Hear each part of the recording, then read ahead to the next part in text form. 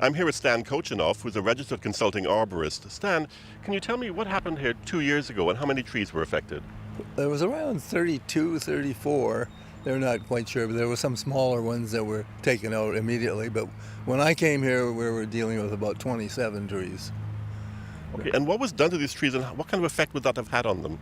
Well, they were bark girdled, basically, just taking an axe or a machete and going around and girdling the tree where you actually expose all the bark.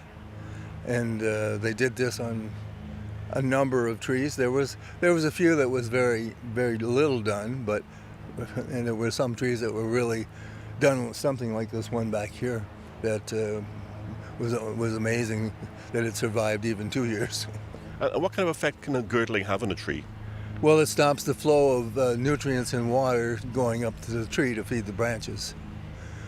And having sort of encountered this, what was done to help the trees after this event?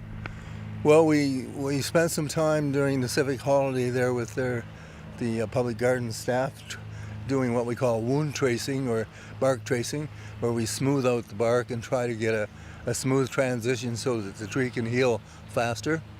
And then they were putting a lot of water to them, and I think they were deep injected fertilizer at one time, and I think they're going to do them again. Is this something that happens fairly frequently that people would know what to do, or is it a very unusual occurrence? Very unusual occurrence. I checked with my associates in the States, and no one had ever heard of such widespread vandalism. You know, some people have girdled one tree to get rid of it because they didn't like the tree that was facing their neighbor or something. But other than that, no, nothing like this. Well, it's 2 years on now. What is the prognosis for the trees that were vandalized, and are all of them going to survive? Well, I have a good feeling they will, but we'll know better in the third year. We've lost two for sure, maybe three this year, like this one here and the birch over there. But I'm very optimistic that most of them will survive. Including one that is especially important because it's a very old tree. You were telling me about it a short while ago. 250 years old, I understand? Yeah, that's the European weeping birch over by the fountain. And why is 3 years so important? Well, by that time the reserves of the tree that would have been there would be exhausted, and there's no way they can pull up any more. So then if they can't get the nutrients and water, the tree's going to die. Now, it's been 2 years, a reward was put out. Nobody's been caught for this action, I assume perpetrator or perpetrators. What kind of person would have done something like this? And also, are there any special skills they would have had to know about to perform something like this? Well, they certainly knew what they were doing, and they knew which trees would probably be the best ones to attack. But they must have had some experience knowing how to kill a tree.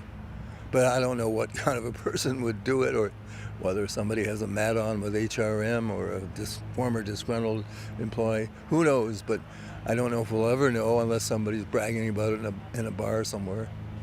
You've spent 50 years as an arborist. It must have been painful for you to see this 2 years ago. Oh, so much. This is really, I'm just hoping we can save most of the trees.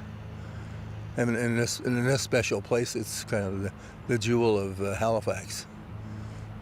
Is there anything else you'd like to add, Stan, as you look now and think hopefully most of these trees will survive, but obviously a couple like the one behind us are going to go?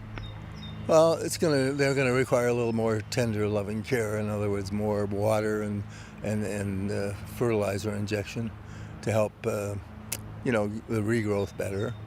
But I think if they practice that we should be successful. All right, Stan, thank you very much. You're welcome.